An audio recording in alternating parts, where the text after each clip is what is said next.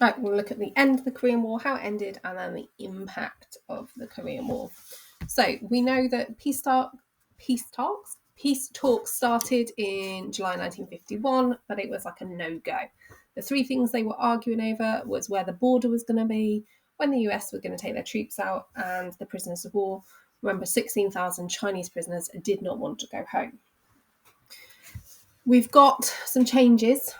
The first change was in November 1952. Truman is replaced by Eisenhower in the presidency. If you remember, Eisenhower is the guy that came up with or coined the term the domino theory, and that was the belief that if one country fell, all of the rest of Asia was going to become communist. So particularly focusing on Southeast Asia, and Eisenhower really saw the trigger point as being Vietnam. So he had already, while dealing with Korea, a bit bored of Korea, was already worried about what was happening in Vietnam, and he wanted to focus on Vietnam instead. If we remember, Korea is a peninsula. It's pretty much isolated by itself. China's communist, USSR's communist, North Korea's communist, Japan's not ever going to be communist. So it's sort of like, let's just leave it as it is. The next thing that happened was in March 1953, Stalin dies. China and North Korea, I'm not really sure that the next president of the USSR, leader of the USSR, is going to give them the aid, the finance, the weapons. So they're a bit like, oh, don't know if this war is going to continue. Mao also wants to start his big 5-year plan of industrializing and making China more of an industrial powerhouse. Forgot to mention, also for North Korea, they've been suffering really heavily from the US's bombing campaign, and a lot of the people were on the verge of starving, so food was a big issue. So you can't really fight a war if your soldiers haven't got any food. So North Korea is struggling. They don't think they're going to get any more help from the USSR, and China's like, I need to concentrate, or Mao's like, I need to concentrate on like consolidating my control in China and start industrializing. So the only way Mao could build lots of factories was by reducing his spending on his military, and that's what he wanted to do. So all of this led into the peace talks, or the armistice, finally being signed on the 27th of July 1953, and the three countries at the signing of the ceasefire was the UN, China, or representatives from the UN, China, and North Korea.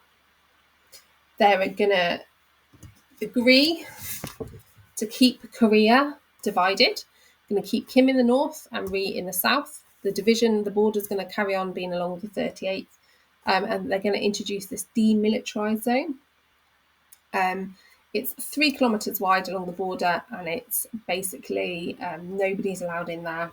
Both sides are really heavily bordered, and that's to stop any accidental deaths that might kickstart the war again.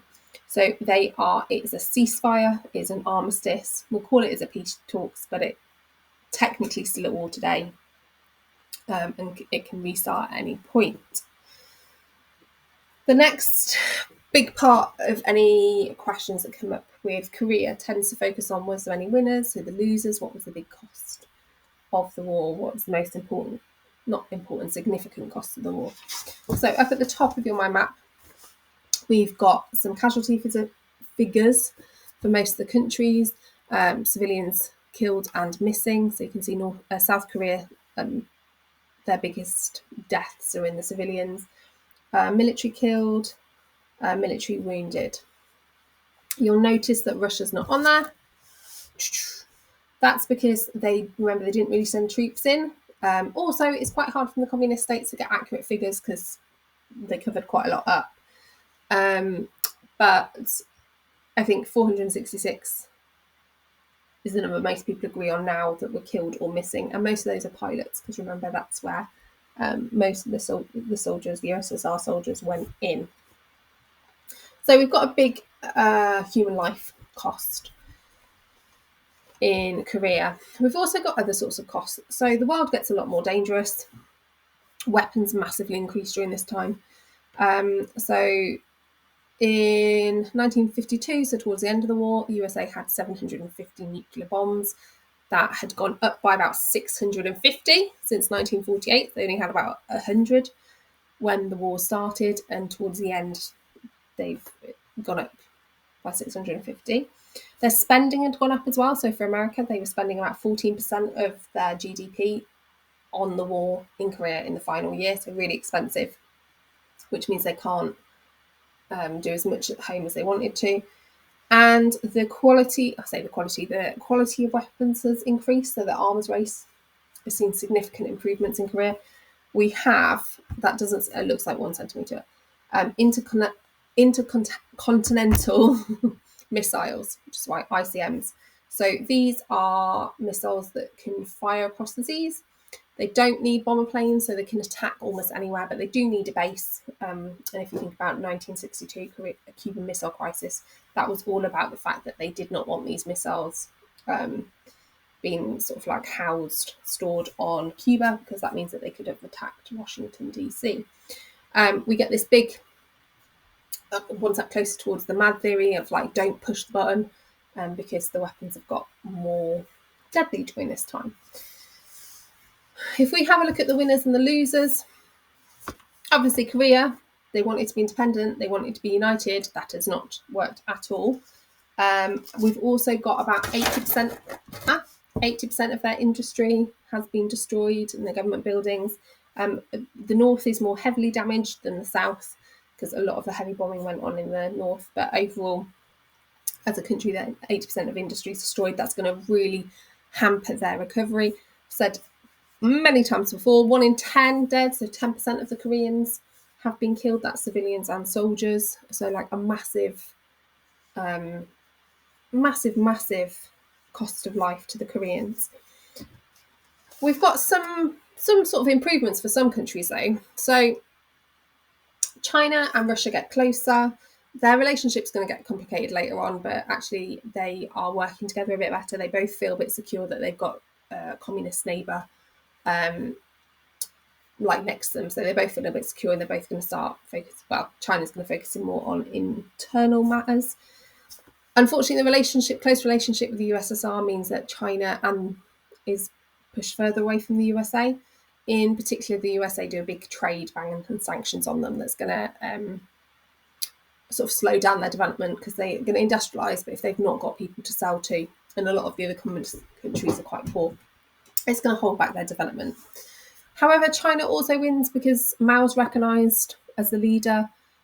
Mostly, USA is still going to support Taiwan, and a lot of they're going to buy a lot of stuff from Taiwan, so Taiwan gets really rich.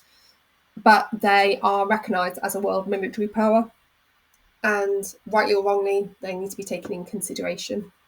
And America's going to keep quite a close eye on them later on. The UN is also seen as quite strong because it actually took action, especially if you compare it to the League of Nations, where it was just like, oh, Hitler, don't do that. And he was like, oh, I'm going to ignore you. This time they feel like they've taken a decisive action. They've stopped like all of Korea from becoming communist, stopped them being invaded.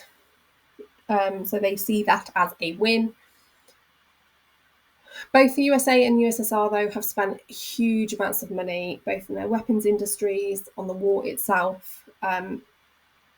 Even though the USSR has not really sent in soldiers, the supply of weapons and the planes all have obviously cost money.